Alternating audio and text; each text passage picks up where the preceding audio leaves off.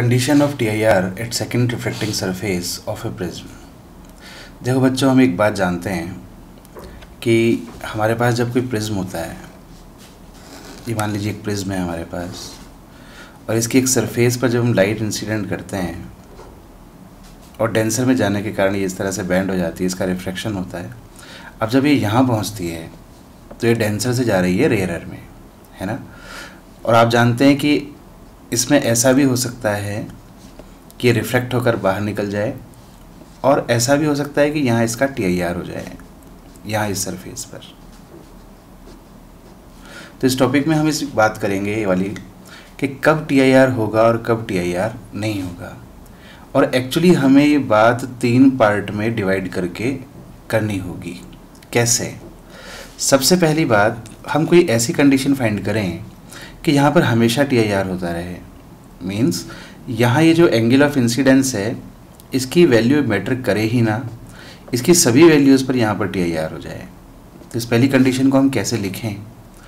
हम लिखें condition of TIR for all values of I, यानी कि एंगल ऑफ इंसिडेंस की सभी वैल्यूज़ पे यहाँ TIR होना चाहिए। बहुत ध्यान से समझने की ज़रूरत है, सुनो ध्यान से।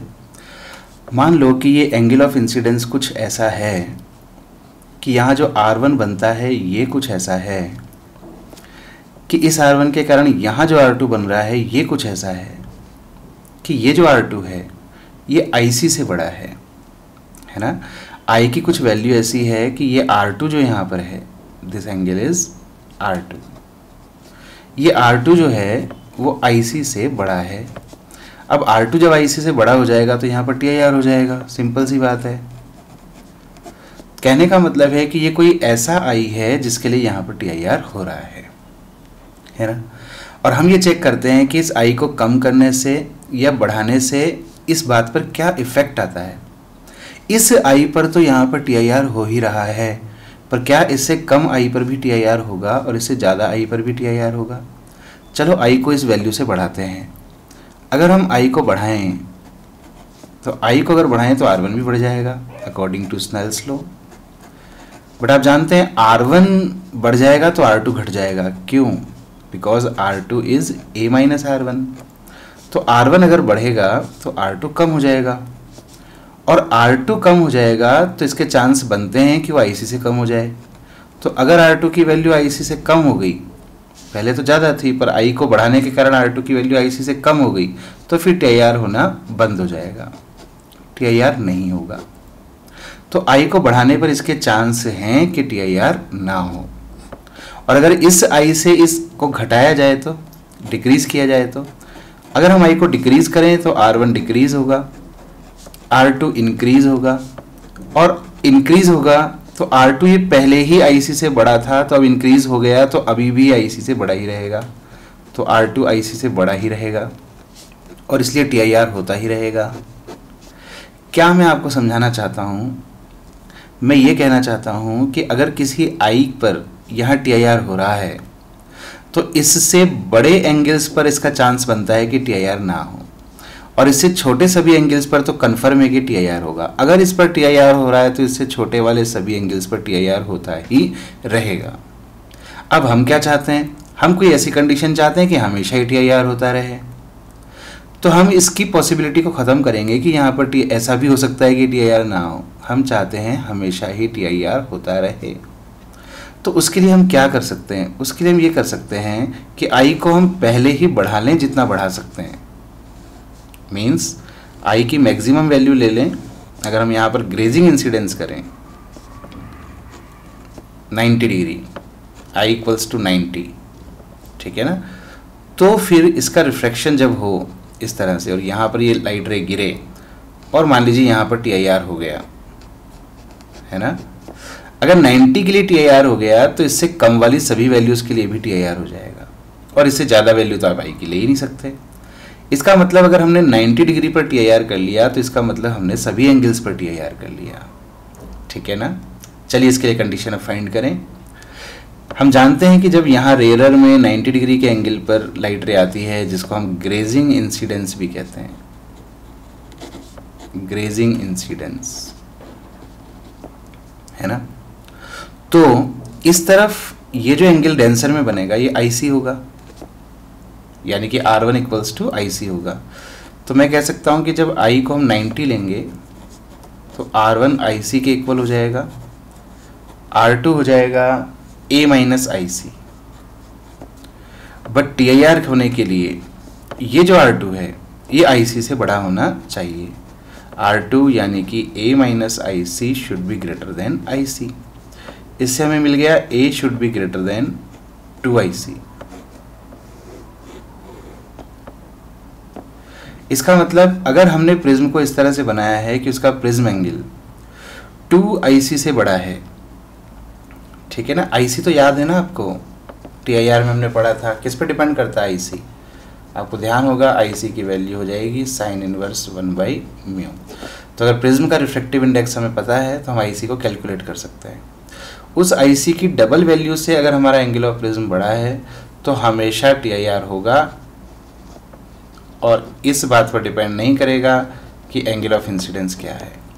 For all values of angle of incidence always TIR happens at this surface, ठीक है। अब इसकी उल्टी बात करें, ये हमने फाइंड किया कि I की सभी वैल्यूज के लिए TIR हो जाए। अब एक ऐसी कंडीशन फाइंड करें कि I की सभी वैल्यूज के लिए TIR नहीं हो। TIR नहीं हो मतलब लाइट रे इमर्जेंट हो पाए। सो condition for emergence for all values of I की वैल्यू कुछ भी हो, लाइट हमेशा इमर्जेंट हो जाए। देखो कैसे इसको समझें। फिर से एक प्रिज्म लेते हैं, मान लीजिए ये एक प्रिज्म है और इसकी एक सरफेस पर एक लाइट रे में यहाँ पर इंसिडेंट करता हूँ किसी एंगल I पर। रिफ्रैक्शन होता है, यहाँ एंगल को हम R1 कहते हैं, यहाँ लाइट रे पहुँचती है, यहाँ जो एंगल बनता है उसको R2 कहते हैं, और मान लीजिए इमरजेंट होकर इस तरह से बाहर निकल जाती है, यानी कि इसका TIR नहीं हो रहा है, इमरजेंस हो रहा है। कब होता है ऐसा? जब ये R2 IC से कम होता है। तो ये I की एक ऐसी वैल्यू है जिसके लिए R2 की वैल्यू IC से कम है और इस कारण से TIR नहीं हो रहा है और लाइट बाहर इमर्ज हो पा रही है। अब I को घटा बढ़ा कर देख लें, क्या ऐसा होता रहेगा हमेशा? अगर हम I को बढ़ाएं तो फिर R1 भी बढ़ेगा, R1 बढ़ेगा तो R2 घटेगा, और R2 घटेगा तो वो पहले ही IC से कम था, अभी भी IC से कम ही रहेगा, और इसलिए इमरजेंस अभी भी होता रहेगा। तो इस I पर अगर इमरजेंस हो रहा है तो इससे बड़ी वाली सभी वैल्यूज़ के लिए इमरजेंस होता रहेगा। पर अगर हम I को घटाएं तो I को घटाने पर R1 भी घटेगा, R2 बढ़ जाएगा। तो ये R2 जो IC से कम था हो सकता है कि अब ग्रेटर देन IC हो जाए और इमरजेंस होना बंद हो जाए। क्या मतलब हुआ इस बात का? समझ गए होंगे आप कि अगर I की किसी वैल्यू के लिए इमरजेंस हो रहा है तो उस I से बड़ी सभी वैल्यूज़ के लिए इमरजेंस होता ही रहेगा, मगर छोटी के लिए इमरजेंस नहीं होगा। तो रिस्क कहाँ है? I की छोटी वैल्यूज़ पर।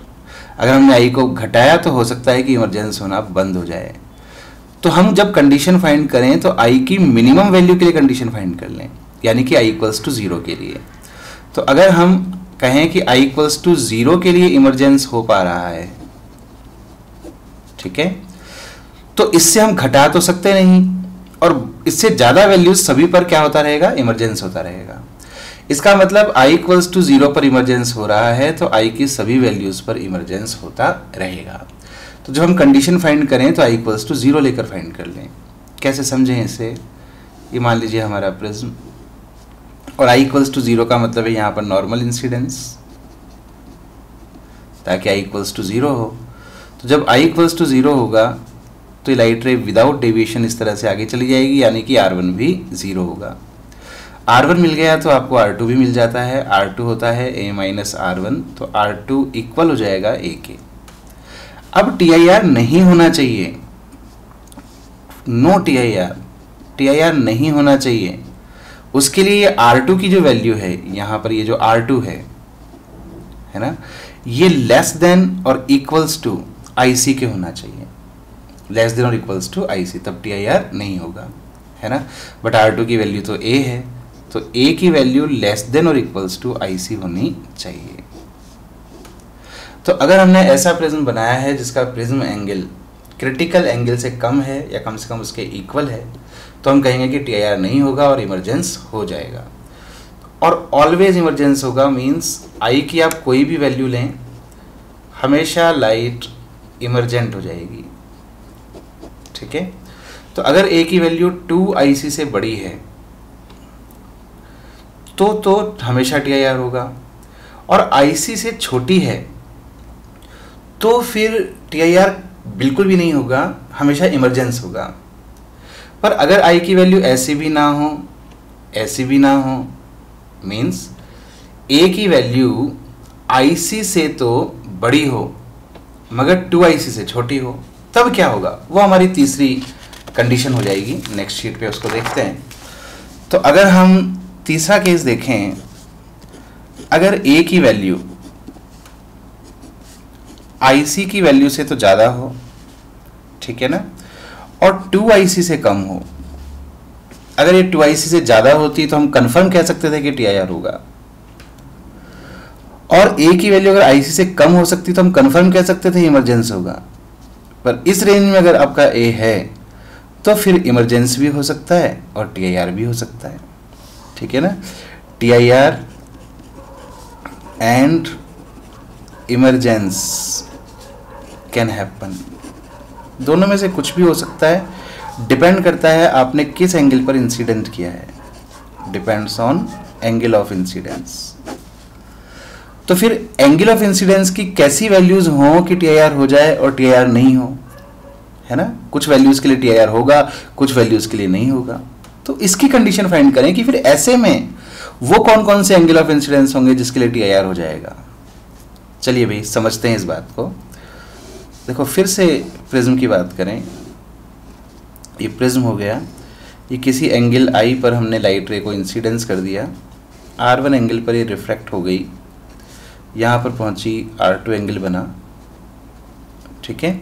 अब यहाँ पर अगर हम टीआईआर होने की कंडीशन फाइंड करें कि कब टीआईआर होगा, तो हम जानते हैं भाई टीआईआर होने के लिए जो R2 है, R2, ठीक है ना, इस R2 की वैल्यू IC से बड़ी होनी चाहिए, है ना, तभी तो टीआईआर होगा। अच्छा, अच्छी बात है भाई। अब R2 की वैल्यू ऐसी होनी चाहिए, तो आप जानते हैं R2 को हम लिख सकते हैं A-R1, तो इसको अगर मैं A-R1 लिख दूं तो it should be greater than IC, ठीक है। इससे R1 की वैल्यू कैलकुलेट कर लें कि R1 कैसा होना चाहिए। सो R1 should be less then A-IC, और यहाँ से अगर मैं दोनों तरफ साइन ले लूँ तो sine R1 is less than sine A-IC। अब एक्चुअली हम फाइंड करना चाहते थे कि I की कैसी वैल्यूज़ हों, हमने फाइंड कर लिया R1 की कैसी वैल्यूज़ हों, तो यहाँ पर स्नेल्स लॉ लगा के हम I की बात भी कर सकते हैं।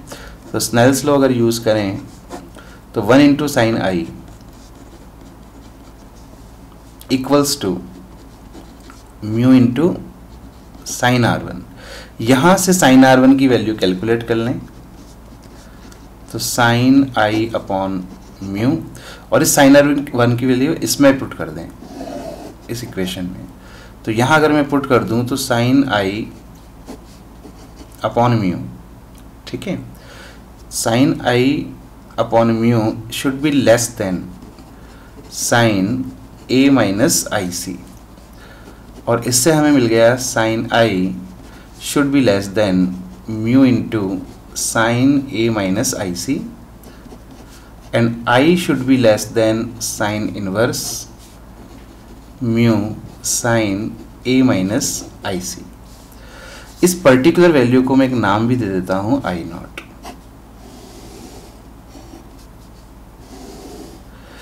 इसका मतलब ये हुआ कि इस कंडीशन में, है ना, इस पर्टिकुलर कंडीशन में एक पर्टिकुलर वैल्यू होती है I0। अगर I की वैल्यू उससे कम हो तब तो TIR हो जाता है, बट अगर उससे ज़्यादा हो या उसके इक्वल हो तो फिर TIR नहीं होगा, यानी कि इमरजेंस हो जाएगा। तो भाई इस वीडियो का कंक्लूज़न क्या हुआ, कंक्लूड करें क्या क्या कंडीशन है, बड़ी सारी इकट्ठी हो गई, चलो इकट्ठा करें उनको।